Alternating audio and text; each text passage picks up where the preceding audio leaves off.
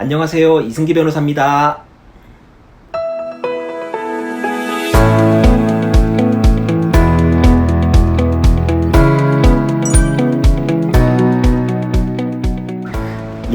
디지털 성범죄는 주로 사이버 공간이나 SNS상에서 이루어지는 성적 괴롭힘을 의미합니다. 특히 핸드폰이나 카메라 같은 디지털 매체를 이용해서 상대방의 의사에 반해 그 신체를 촬영하거나 또는 이를 빌미로 협박을 하는 일련의 행태를 말하고요. 하지만 상대방의 동의를 받아 촬영했거나 아니면 상대방이 스스로 자신의 신체를 촬영한 영상물이라 할지라도 그 상대방의 동의가 없이 이를 유포한다면 이 역시도 디지털 성범죄에 해당이 됩니다. 이에 불법 촬영물은 촬영 단계에서 피해자의 동의 없이 몰래 촬영하거나 또는 피해자의 의사에 반해 강제로 촬영된 영상물을 의미합니다. 특히 아동 청소년을 등장시키는 성착취물은 불법 촬영물의 대표적인 유형이라고 볼 수 있습니다. 성착취물은 성폭력, 폭행, 협박과 같이 강제적인 상황에서 그 영상물이 제작되고 촬영되는 것을 의미합니다. 하지만 아동 청소년의 경우에는 아직 미성숙한 인격체라는 점이 고려되어서 그 강제성 여부와 상관없이 성적인 행위가 촬영됐다면 이는 성착취물로 볼 수밖에 없습니다. 음란물은 과도하고 노골적인 방법에 의해 성적인 신체 부위나 성행위를 적나라하게 묘사한 것으로 인간의 존엄성과 가치를 훼손하거나 왜곡했다고 볼 수 있을 정도로 평가되는 표현물을 의미합니다. 대표적으로는 포르노가 있습니다.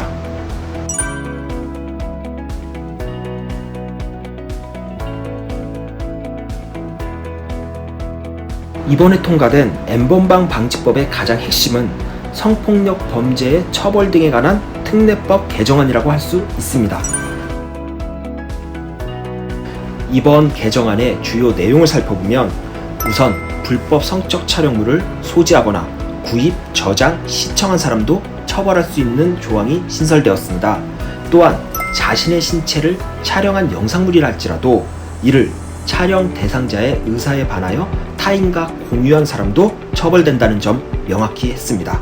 나아가 성적 촬영물을 이용해 사람을 협박하거나 강요하는 범죄, 그리고 특정인의 얼굴을 다른 영상에 합성하는 이른바 딥페이크에 대해서도 처벌 규정을 신설하였습니다. 또한 폭행이나 협박이 없더라도 강간이나 강제추행으로 인정되는 의제강간, 의제강제추행의 미성년자 연령 기준을 만 13세에서 만 16세로 높여 그 보호 범위를 확대하였습니다.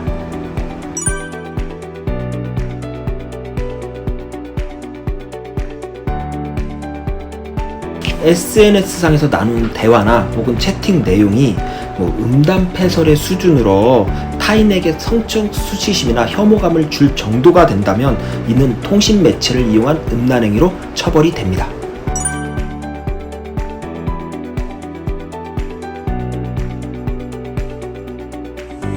네, 처벌할 수 있습니다. 일반 음란물의 경우에는 음압안포죄나 통신 매체를 이용한 음란행위에 해당이 될 수 있습니다. 또한 불법 촬영물의 경우에는 카메라 등을 이용한 촬영죄로 처벌이 될 수 있고요. 그리고 만약 사진이나 영상물이 아동 청소년과 관련이 되어 있다면 이는 아동 청소년 성착취물로 인정이 될 수 있습니다. 이 경우에는 아동 청소년 성착취물 제작, 유포 등으로 가중처벌될 수 있습니다.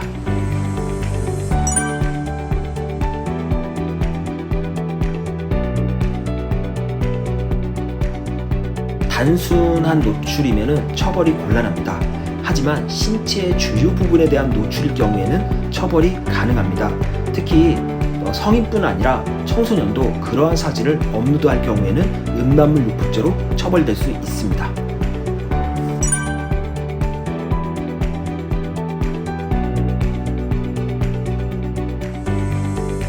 네, 성폭력 처벌 등에 관한 특례법에 따라 처벌이 가능합니다.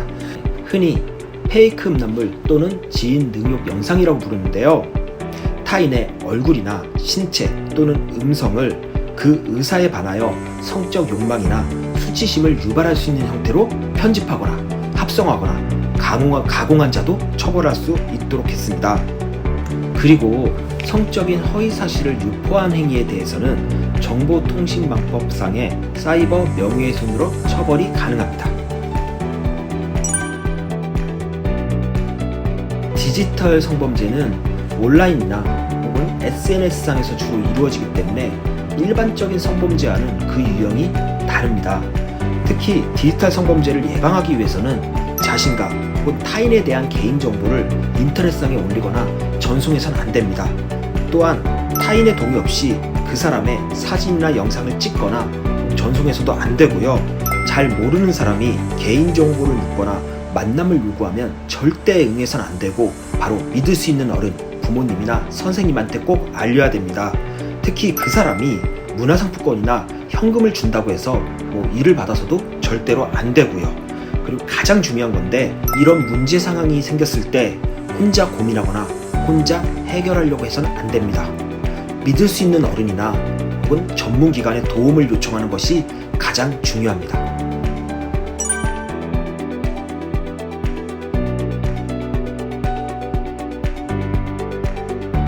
디지털 성범죄는 대화 내용이나 문자 내역과 같이 그 흔적을 계속 남길 수밖에 없습니다. 신고하면 반드시 그 범인을 검거할 수 있다는 겁니다. 그래서 가해자와 나눈 대화 내용이나 동영상 전송 내역을 삭제하지 말고 믿을 수 있는 어린이나 경찰에게 꼭 증거로 제출해 주셔야 됩니다. 그리고 상담기관을 방문해서 당시의 상황에 대해 기록으로 남겨두는 것도 좋은 방법입니다. 성폭력 피해자들에게 말씀드리고 싶습니다. 성폭력 피해자는 충격, 수치심, 분노, 무기력, 불신으로 인해 일상생활이 힘들다? 이건 피해자다움을 강요하는 또 다른 폭력입니다. 피해자다움은 성폭력 피해자들에게 침묵을 강요하는 주운 글씨일 뿐입니다. 피해자는 더 크게 웃고 씩씩하게 살고 그렇게 살아야 됩니다. 피해자다움과는 정반대의 삶을 사는 그런 일상을 응원하겠습니다.